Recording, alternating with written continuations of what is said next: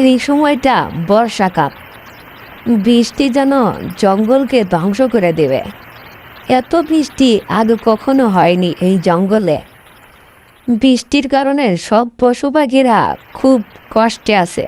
বৃষ্টি তো থামছেই না, বরং বৃষ্টি বেড়েই চলেছে।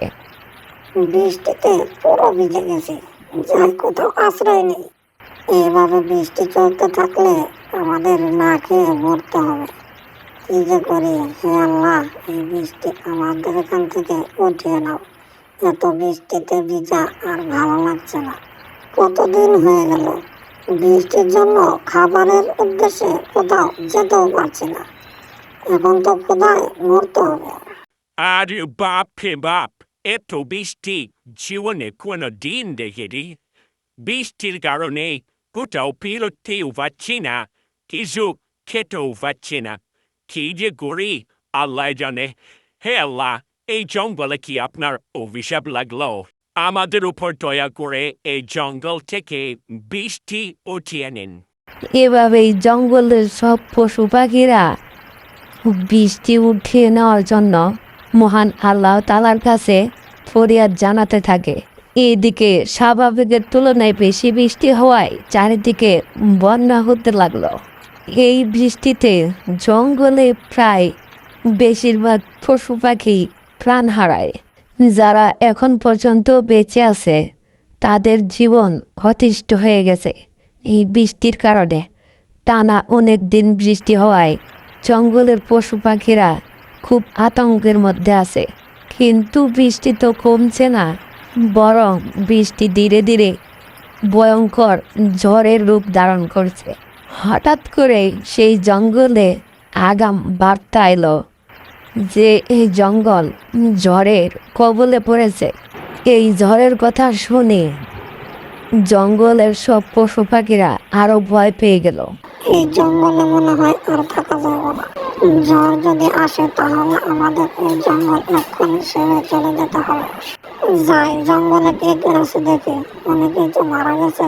এরপর টুনি বৃষ্টিতে ভিজে জঙ্গলে কে কে বেঁচে আছে তার খোঁজ করতে চলে আসে। আমি মনে হয় আর বাঁচব না। এখনই মনে হয় আমার শেষ সময় চলে এসেছে। জঙ্গলটি ঝড়ের কবলে পড়ে গেছে। ঝড় যদি এখান দিয়ে যায় তাহলে আমরা আর কেউ বেঁচে থাকব না। এমনিতেই আমি মারা যাব, কারণ অনেক দিন কিচ্ছু খাইনি। শিয়াল নিজের দুঃখের কথা বলতে বলতেই টুনির ডাক শুনতে পেল। বেঁচে আছে কেউ? থাকলে সাড়া দাও। কেউ বেঁচে আছো? এই জঙ্গলে কে কেউ বেঁচে আছো? আরে হ্যাঁ হ্যাঁ টুনি, আমি বেঁচে আছি, এদিকটাই আসো। আরে শিয়াল পণ্ডিত মশাই, আমি এই জঙ্গলে অনেক খুঁজেছি, সবাইকে দেখে এসেছি, কেউ আর বেঁচে নেই। অনেকেই মারা গেছে, অনেকেই জঙ্গল ছেড়ে চলে গেছে। শুনেছি জঙ্গলে নাকি ঝড় আসতে চলেছে। তাহলে আমাদেরকে এক্ষুনি এই জঙ্গল থেকে অন্য কোথাও আশ্রয় নিতে হবে। আমি চলে যাচ্ছি, আপনি কি আমার সাথে যাবেন? দেখো টুনি, এখানেই বড় হয়েছি, এখানেই জন্মেছি। কোথায় যাব? এটা আমার মা বাবার বাড়ি। দেখুন পণ্ডিত মশাই, একটু বোঝার চেষ্টা করুন। আমরা যদি অন্য কোথাও আশ্রয় নিই তাহলে আমরা বেঁচে থাকবো, আর এইখানে থাকলে আমরা সবাই মারা যাব। তার চেয়ে ভালো শত্রুতা বলে চলুন অন্য কোথায় আশ্রয় নিই। ঝড় বৃষ্টি থেমে গেলে আবার আমরা এখানকে চলে আসবো। আচ্ছা ঠিক আছে টুনি, তোমার কথাই ঠিক। চলো এক্ষুনি আমরা বেরিয়ে পড়ি। তারপর শিয়াল আর টুনি দুজনে মিলে নতুন আশ্রয়ের জন্য অন্য কোথাও যেতে থাকে। তারা জঙ্গল পেরিয়ে গ্রামের রাস্তা ধরে শহরের দিকে চলে যায়।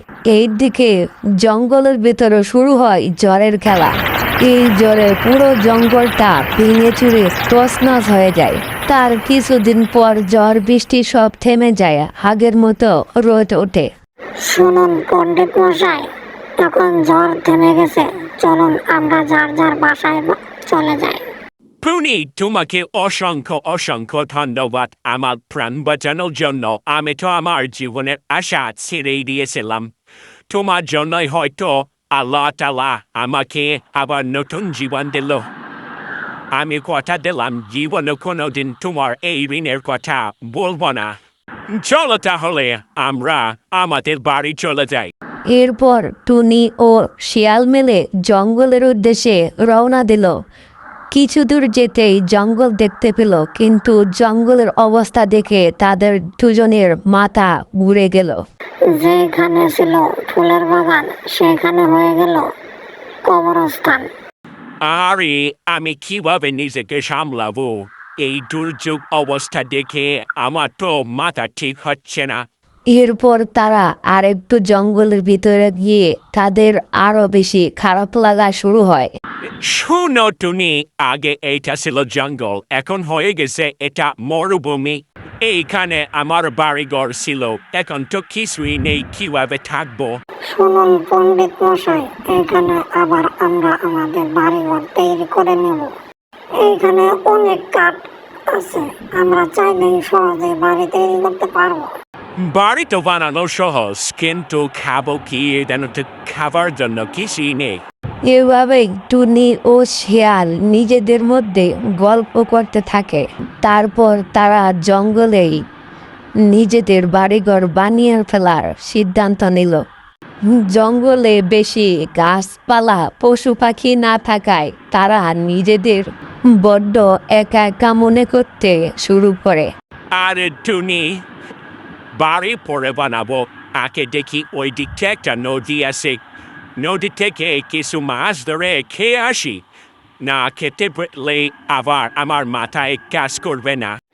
আচ্ছা ঠিক আছে পণ্ডিত মশাই, আপনি তাহলে মাছ খেতে যান, আমি এদিকটায় একটি বাড়ি বানানোর জন্য কিছু কাঠ জোগাড় পর্যন্ত করতে থাকি। এরপর শিয়ালটি মাছ ধরার জন্য নদীর উদ্দেশ্যে রওনা দিল। এইদিকে টুনি বাড়ি বানানোর জন্য কাঠ জোগাড় করতে চলে গেল। বন্ধুরা, আজকের গল্পটি এই পর্যন্তই। এই ভিডিওটি কেমন হলো কমেন্টে জানাতে ভুলবেন না। ভিডিওটি ভালো লাগলে অবশ্যই একটি লাইক করে দেবেন।